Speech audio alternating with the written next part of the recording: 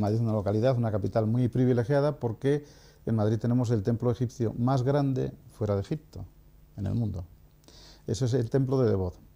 que todo el mundo conoce, que está en la montaña del Príncipe Pío, ahí en el Parque del Oeste, etcétera.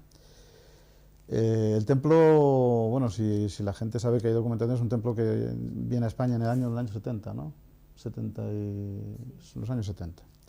Y estuvo montándose, se remontó, se hizo, pero desde el año 1911, en el que un egiptólogo alemán llamado Günther Roeder y en el año 60 y algo, otros dos egiptólogos, uno francés, François Domat, y otro belga, Philippe Dersenne, que habían trabajado en las inscripciones,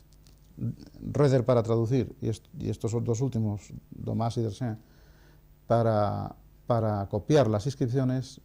con otros en medio, porque también pasó por allí Champollion y Lepsius, etcétera. Pues nadie aquí, en España me refiero, a la comunidad científica egiptológica española del momento y después, había asumido la responsabilidad que se contrae, que había contraída, porque el templo se cede por el gobierno egipcio, porque iba a ser inundado por las aguas de la gran presa de Asuán, en un contexto determinado regulado por la UNESCO y al amparo de la UNESCO. Y la UNESCO, en sus normativas generales, obliga, desde luego, a proteger el monumento que se cede, y una manera de protegerlo es publicarlo, no solamente es cubrirlo por el agua, etcétera. Bien, pues se hizo el remontaje, pero la publicación no venía. Era un tema que estaba ahí abandonado, dejado de la mano de Dios, yo diría que de una manera absolutamente incomprensible, por la circunstancia del momento político quizás, cuando vino fue antes de la muerte de Franco, y la vida del templo es posterior, como si la historia actual pudiera afectar de alguna manera algo milenario que está por encima de todo, pero así somos aquí. Y durante mucho tiempo, el templo de obtuvo la categoría jurídica de mobiliario de parque urbano, en la regulación jurídica, lo que lo equiparaba a un banco del jardín o a una farola, no mucho más. Claro, esto venía como consecuencia de que el templo de Devot no se estaba poniendo en valor. El templo de Devot, que es un monumento magnífico, extraordinario, absolutamente, no era objeto de publicación, no era objeto de investigación, de estudio, de referencia, interna e internacional, no dejándose contaminar por cosas que no vienen al caso, porque las cuestiones políticas, la política cuando entra en la cultura la hemos fastidiado. Bien, el caso es que a mí, personalmente, se me movió el alma, y como quiera que yo, en el año 86 fundé la Asociación Española de Egiptología, ya empecé a mover yo desde entonces este asunto con el ayuntamiento. Llevó mucho tiempo hasta que se fue haciendo. Total que en el año 2000, aproximadamente en el año 2000, se me encarga por el Ayuntamiento de Madrid, por exactamente el entonces Museo de San Isidro, que es donde reside la sede del conservador, del responsable del templo egipcio de Devot, se me encarga y se me contrata la traducción de los textos. Pues yo lo ofrecí simplemente porque me parecía indecoroso que ante los ojos de la comunidad egiptológica internacional, teniendo este templo que había sido discutido porque no se quería traer a España y se trajo, después de 30 años de estancia en España, ninguno de los llamados egiptólogos españoles del momento había tenido el coraje de abordarlo. Consecuentemente, si nadie lo hacía, yo, por estima propia y por vergüenza colectiva, decidí hacerlo. Y así fue, se contrató, se hicieron las traducciones. Hoy está traducido íntegramente y la obra está entregada al ayuntamiento desde hace ya bastante tiempo. Y estamos a la espera, pues no sé, del reacontentamiento presupuestario, de que el conservador decida que es correcto o de que no sé la historia. Pero quiero decir que se ha hecho la traducción integrada, y ahora te hablaré del trabajo, de los textos completos del templo egipcio de Devot en Madrid. Estos textos tienen una importancia extraordinaria por dos razones. Primero, porque el grueso de ellos se corresponden con una expresión gráfica del jeroglífico que se llama de época tolemaica, de época de los Ptolomeos, que lo hace muy difícil de traducir, porque utiliza una serie de signos que no se utilizan en el resto de los templos egipcios anteriores. Y por otra parte nos habla de unos reyes específicos, o de un rey específico, meroítico, véase un rey que venía del Sudán, que llegó hasta Asuán, en la frontera con Egipto, en el siglo III, en el 180, del siglo II, 180 a.C. aproximadamente, para ayudar a los egipcios del Alto Egipto en una revuelta que tenían contra los reyes ptolomeos. Se sabe muy poco de ese rey, es decir, hay poquísima documentación.